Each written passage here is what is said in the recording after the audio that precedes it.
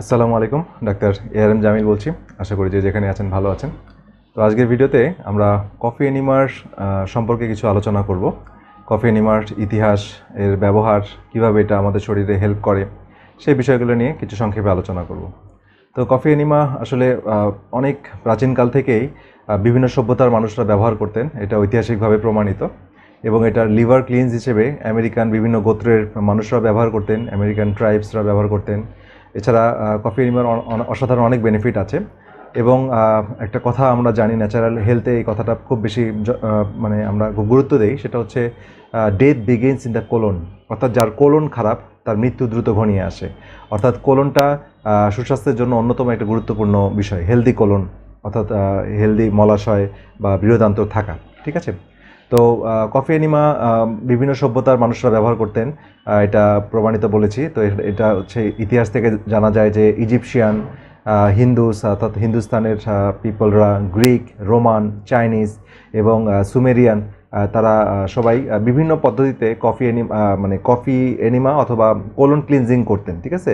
তারা coffee enema দিয়েও করতেন বা বিভিন্নভাবে করতেন, কিন্তু কোলন ক্লিনজিং তারা করতেন।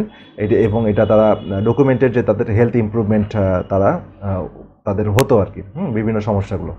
এবং ইউএসএতে 20th সেঞ্চুরি আগ পর্যন্ত মানুষরা কফি এনিমাকে তাদের হেলদি লাইফস্টাইলের অংশ হিসেবে ব্যবহার করতেন। এবং বিখ্যাত একজন চিকিৎসক ডক্টর কেলগ, উনি একটা রিপোর্ট প্রকাশ করেছিলেন, যেটা জার্নাল অফ আমেরিকান মেডিসিনে 1917 সালে প্রকাশিত হয়েছিল, যেখানে উনি দেখিয়েছিলেন প্রায় 40,000 ইন্ডিভিজুয়াল, 40,000 মানুষের উপরে তাদের বিভিন্ন গ্যাস্ট্রোইন্টেস্টিনাল ডিজিজে রিমার্কেবল বেনিফিট তারা পেয়েছে এই কফি এনিমার মাধ্যমে। ঠিক আছে। এবং সাথে তাদের ডায়েট ছিল, সঠিক ডায়েট এবং এক্সারসাইজ ছিল। এখন আমরা দেখব এই 21st সেঞ্চুরিতে এই কফি এনিমাটা কেন বেশি প্রয়োজন। আমরা জানি আমরা যেই সমাজে বা যেই সময়ে বাস করছি সেটা অনেক বেশি পয়জনাস। দ্যাট মিনস হচ্ছে আমরা যে পানি ব্যবহার করছি সেই পানির মধ্যে প্রচুর ক্লোরিন আছে, ফ্লোরিন আছে এবং কেমিক্যাল, সর্বত্র কেমিক্যালের ব্যবহার। হ্যাঁ, আমাদের খাবারে কেমিক্যাল, আমাদের প্রিজারভেটিভ হিসেবে কেমিক্যাল ব্যবহার করা হচ্ছে, বা আমরা যে এনভায়রনমেন্টে থাকছি সেই এনভায়রনমেন্টে কেমিক্যাল প্রতিনিয়ত আমাদের শরীরকে দূষিত করছে। এবং আমরা প্রচুর অ্যান্টিবায়োটিক ব্যবহার করছি।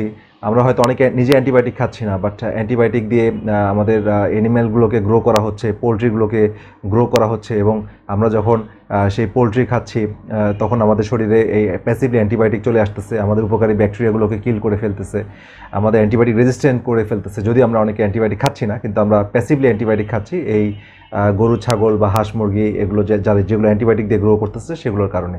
এছাড়া বিভিন্ন পেস্টিসাইড, হার্বিসাইড দিয়ে যে ফসলগুলো তৈরি করা হচ্ছে সেগুলো কন্টিনিউয়াস আমরা কনজিউম করছি, সেই প্রবলেমগুলো হচ্ছে। এছাড়া আমরা যে প্রসেস কার্বোহাইড্রেটগুলো খাচ্ছি সেই প্রসেস কার্বোহাইড্রেটগুলো বা বাজে তেল যেগুলো খাচ্ছি সেগুলো আমাদের গাটে যাচ্ছে এবং এটা স্টিকিনেস, আঠার মতো প্রাচীর তৈরি করে ফেলতেছে, যেটাকে বলা হয় মিউকয়েড প্লাগ।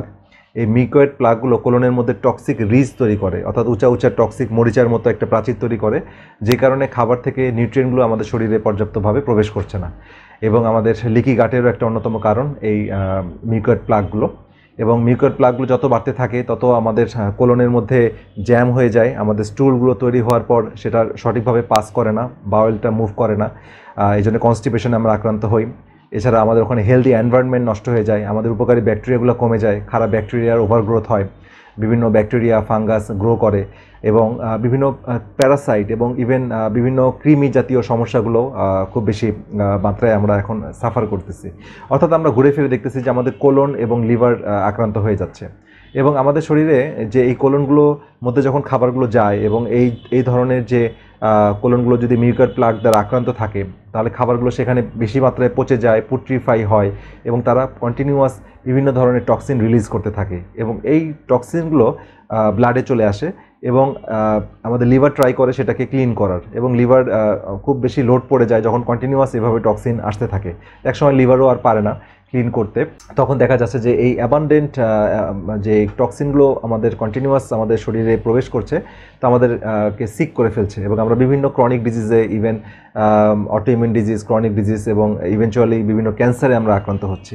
সো এই বিষয়গুলো, এগুলোকে রুট কজ বলা হয়। তো আমরা ফাংশনাল মেডিসিনে আমরা এই বিষয়টাকে খুব বেশি গুরুত্ব দিই এবং এই জন্যে গাট ক্লিন করাটা বা কোলন ক্লিন করাটা যে কোনো অসুস্থতা থেকে সুস্থতা হওয়ার জন্য খুবই গুরুত্বপূর্ণ।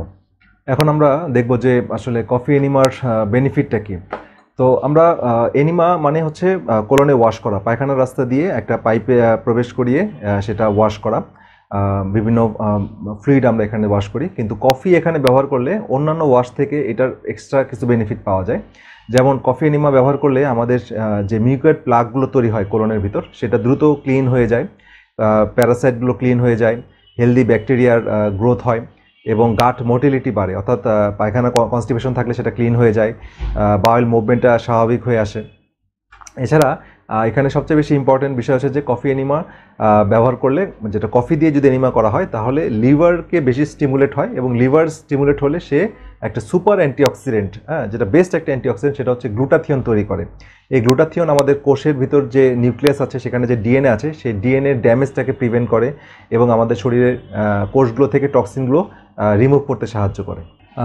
এখন আমরা দেখব বা মেকানিজম অফ অ্যাকশনটা একটু দেখি যে কিভাবে কফি এনিমা আমাদের শরীরে ডিটক্সিফাই করতে হেল্প করে। তো কফি এনিমা যখন টয়লেটের রাস্তা দিয়ে, পায়খানার রাস্তা দিয়ে ব্যবহার করা হয়, তখন এখান থেকে কফিটা যখন যায়, রেকটাম দিয়ে যায়, তখন ওখানে কিছুক্ষণ স্টে যদি আমরা 15 থেকে 20 মিনিট ধরে রাখতে পারি, ইনিশিয়ালি পারা যায় না, পরে আস্তে আস্তে কয়েকদিন পরে পারা যায়।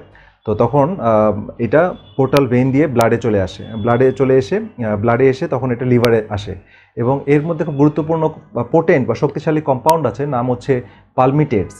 তো এই পালমিটেটস যেটা করে সেটা হচ্ছে লিভারে যখন যায় সেখান থেকে 600 থেকে 700 গুণ বেশি গ্লুটাথিয়ন রিলিজ করে নর্মাল কন্ডিশনের তুলনায়। তো গ্লুটাথিয়ন যখন রিলিজ করে, গ্লুটাথিয়ন আগেই বলেছে এটা সুপার অ্যান্টিঅক্সিডেন্ট, এটা আমাকে কোষ পরিষ্কার করে, টক্সিনগুলো রিমুভ করে, আমাকে সেলগুলোকে এনার্জাইজড করে।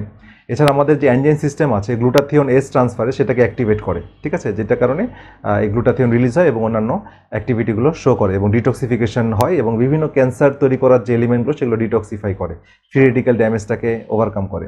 এছাড়া আরেকটা কম্পাউন্ড আছে, কিছু কম্পাউন্ড আছে যেটা হচ্ছে কফিতে আছে, সেটা হচ্ছে ক্যাফেইন। আমরা জানি ক্যাফেইন আছে, থিওব্রোমিন আছে, থিওফাইলিন আছে।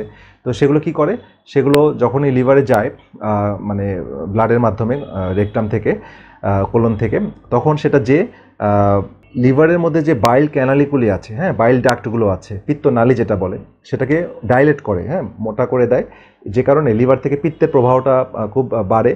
এবং এই বাইল ফ্লোটা যখন বাড়ে, এই বাইলের প্রবাহটা এন্টার হেপাটিক সার্কুলেশনে আসে, এবং বাইল আমরা জানি যে বাইল নিজে একটা অ্যান্টিবায়োটিকের মতো কাজ করে, পেটের ক্ষতিকারক ব্যাকটেরিয়াগুলোকে কিল করে, ফাঙ্গাসগুলোকে কিল করে, পায়খানার গতি স্বাভাবিক করে, হ্যাঁ, কষা পায়খানাকে রিমুভ করে। তো এই এন্টার হেপাটিক সার্কুলেশন যত বেশি চালু থাকে আমরা তত ফ্রেশ থাকি, আমরা এনার্জেটিক থাকি, আমাদের সারাদিনে দৈনন্দিন কাজকর্মগুলো আমরা ভালো করতে পারি, বিভিন্ন অসুস্থতা থেকে দ্রুত বেরিয়ে আসতে পারি। তো কফি এনিমা কোন কোন রোগের ক্ষেত্রে আসলে ব্যবহার করা যায়? আসলে ইনফ্যাক্ট এটা সব ধরনের ক্রনিক রোগের জন্য এটা খুব ভালো কাজ করে। ইভেন আমরা সুস্থ মানুষ সুস্থ থাকার জন্য রেগুলার এটা ব্যবহার করতে পারি। তো অ্যাডাল্ট পারসন কফি এনে ব্যবহার করতে পারে। তো অবশ্যই মেসেজ হচ্ছে যে চিকিৎসকের সাথে যোগাযোগ করে বা তার তত্ত্বাবধানে বা তার আন্ডারে থেকে কিছুদিন করলে এটা ভালো। যদিও এটা সেরকম কোনো সাইড ইফেক্ট এরকম নেই, তো এটা ইনভেরিয়েবলি সবাই করতে পারে, তবে অবশ্যই একজন চিকিৎসকের গাইডলাইনে থাকা ভালো, হ্যাঁ, যে কোনো প্রবলেম যদি হয়, সাময়িক কোনো একটা বিষয় বা বুঝতে না পারা বা কোনো মাইনর কোনো প্রবলেম হলে সেটা যেন সমাধান করে নেওয়া যায়।